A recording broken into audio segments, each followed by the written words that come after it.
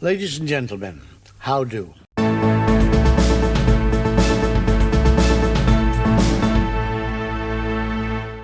Hello, all you lovely people. Today I am bringing yet more breaking news from the land of TrumpStein. Following on from our MAGA drama report on the reinvention of MTG just hours ago, the one-time QAnon, Jewish space laser lady, insurrection-loving, Trump crotch fondling and full on Trump sycophant has announced that she will be resigning from her congressional seat on January the 5th.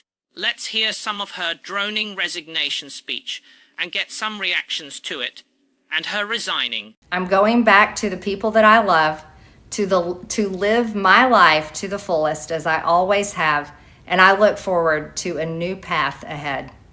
I'll be resigning from office with my last day being January 5th, 2026, and I look forward to seeing many of you again sometime in the future.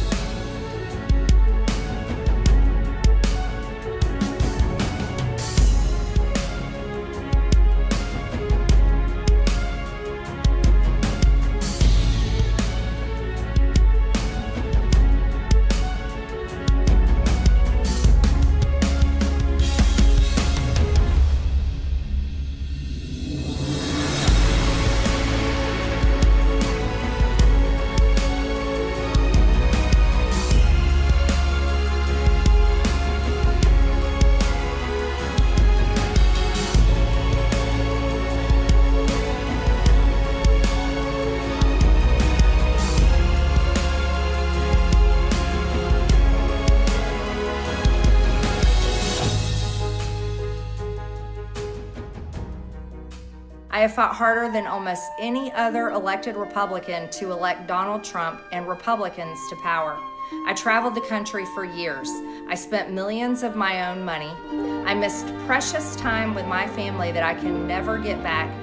And I showed up in places like outside the New York courthouse in Collect Pond Park against a raging leftist mob as Trump faced Democrat lawfare. Meanwhile, most of the establishment Republicans who secretly hate him and who stabbed him in the back and never defended him against anything have all been welcomed in right after the election. And I will never forget the day I had to leave my mother's side as my father had brain surgery to remove cancerous tumors in order to fly to Washington, D.C. to defend President Trump and vote no against the Democrats' second impeachment in 2021. My poor father and my poor mother, it was way too much for all of us.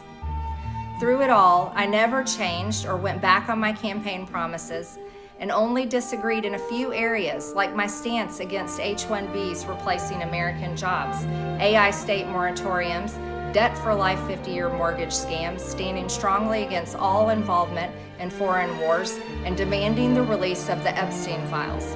Other than that, my voting record has been solidly with my party and the president. Loyalty should be a two-way street, and we should be able to vote our conscience and represent our district's interests because our job title is literally representative. America first should mean America first and only Americans first, with no other foreign country ever being attached to America first in our halls of government. Standing up for American women who were raped at 14 years old, trafficked and used by rich, powerful men should not result in me being called a traitor. Sign that MAGA is really starting to crack up over many things, but perhaps the Epstein files being one of the biggest things. I definitely didn't have Trump getting along with Mom Donnie and him being against Marjorie Taylor Greene on my bingo card going into none of us did. None of us probably did. But I'm one of those people who is not entirely upset to see her go. You called her a character just now. You basically phrased her as a character. I think after 4 years in Congress, you either have to make the choice, have you become a statesman or a stateswoman, or have you become a cartoon character? And I think she realized that she was going down that latter path. She tried to rebrand herself. Remember, I mean, you're not a conservative in going on The View unless you're trying to remake yourself as this new person. She's tried to go on The View. She tried to say that she's no longer this divisive person, but someone who made a career of only being divisive to be divisive.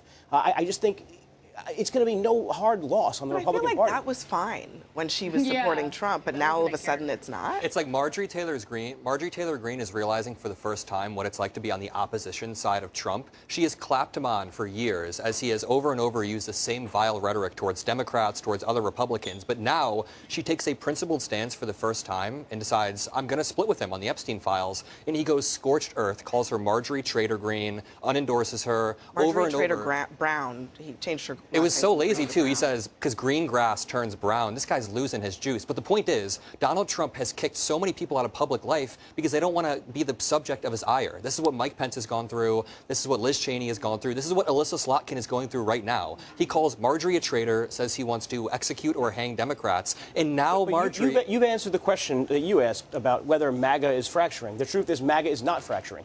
If Donald Trump couldn't simply unendorse someone and that'll eliminate her chances of being there, that's only because the majority of people, whether they're in her Georgia district or elsewhere in the country, are going to follow President Trump. Well, it hasn't eliminated her chance. She didn't get an endorsement the first time. This is an entrenchment of MAGA. She wasn't endorsed the first time by Trump, a fracturing. Congresswoman Marjorie Taylor Greene, one of your colleagues, announcing that she's resigning in January. What's your first reaction to that? What do you think's going on there? I don't know what to make of it. I do know that we need her vote to put the Obamacare subsidies back in place because everyone's premiums are going to be going up on January 1. I hope Republicans have received the message from like national voters, constituents who are saying, don't let that go away on January 1. And she has been an advocate, actually, one of the only Republicans. So I hope that's something she gets done before she leaves, because Californians are going to pay a lot more if we can't put that back in place. But why do you think she's leaving? I don't know.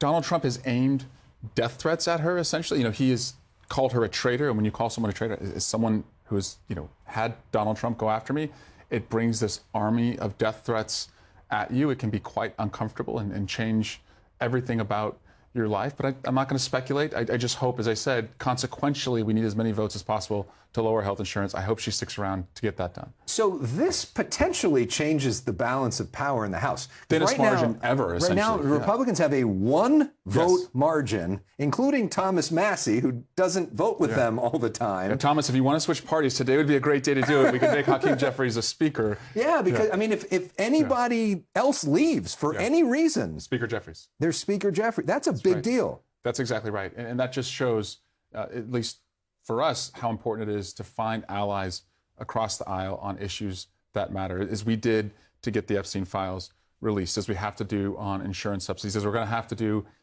to keep the government open because funding will again lapse in January. And so, if I'm just being completely honest with you, we have had conversations, privately with Republicans who have said privately they don't like what the Trump administration is doing. They don't like the way Speaker Johnson is leading. That come to our side. We can make you a chair and you'll put us in the majority. No, but I'll tell you. People are thinking about that?